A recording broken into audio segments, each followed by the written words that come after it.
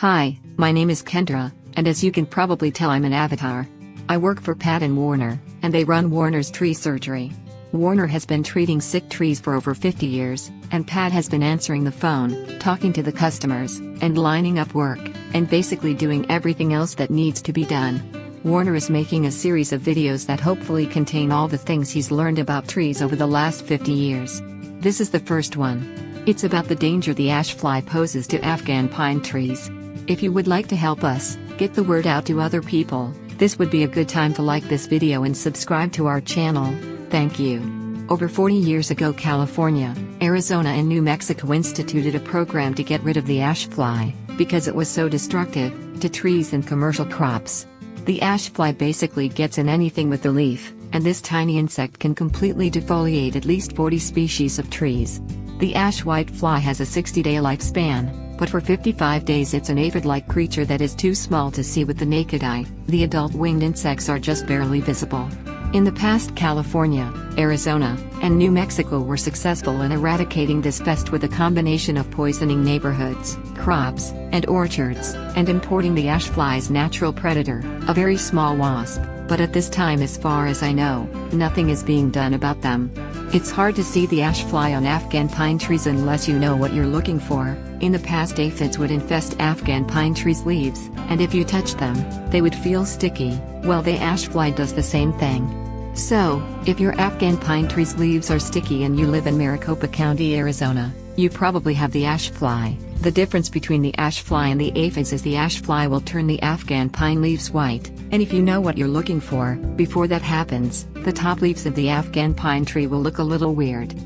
So, if you see your neighbor's Afghan pine trees with a few of their branches turning white, this is probably caused by a boring insect that's went completely around a particular branch, or it's caused by the ash fly. In order to control the ash fly, you need to poison the trees. You also need to start fertilizing your Afghan pine trees on a regular basis. I'm going to tell you which poison to use in a minute, but first you need to understand that the poison I recommend has nitrogen in it, and too much nitrogen is bad for trees. So, you need to put the poison down, and then 6 months later you get a good general purpose fertilizer, and you treat the Afghan pine trees with it. If you live anywhere within 30 miles of Mesa, Arizona, you need to get Warner out to treat your Afghan pine trees with something that will kickstart their immune system. You see, every cell of every plant has enzymes that dissolve fungus, bacteria, and viruses, and because the ash fly has been in your Afghan pine trees, those enzymes have been depleted. So, Warner needs to inject medicines into the tree that will kickstart the healing process right away. You can protect your Afghan pine trees by treating them with Bio Advanced Tree and Shrub, which you can get at Home Depot. This is a terrible poison. It's so bad it was taken off the market for professionals to use, but thanks to some sneaky politicians, it was grandfathered in, so a 10-year-old kid can walk in and buy all he wants. Anyway, if you know it's toxic, you'll be fine. Just don't go sticking your hands in it and licking your fingers. If you're careful, and a little bit afraid, it's safe to use. You pour the amount you need in a bucket with water, and you put the water down close to the base of the tree, and then you water it in. If you use the powder, you put the powder down close to the base of the tree and then you water it with a sprinkler. If a little dog licks it up, before it's dry, it will kill the little dog. So, make sure animals and children are kept away from it until it's dry.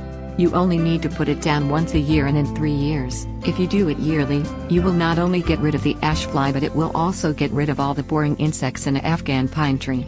There's one more thing I need to tell you. Every place in the world where it rains, the water falls off of the trees at the drip line, and because that's where the water falls, that's where the roots that pick up the micronutrients develop, and all the instructions you get for the fertilizers tell you to put the fertilizer out at the drip line.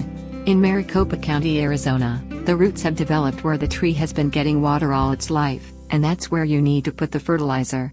So, just ignore the instructions, and do it the way I just told you.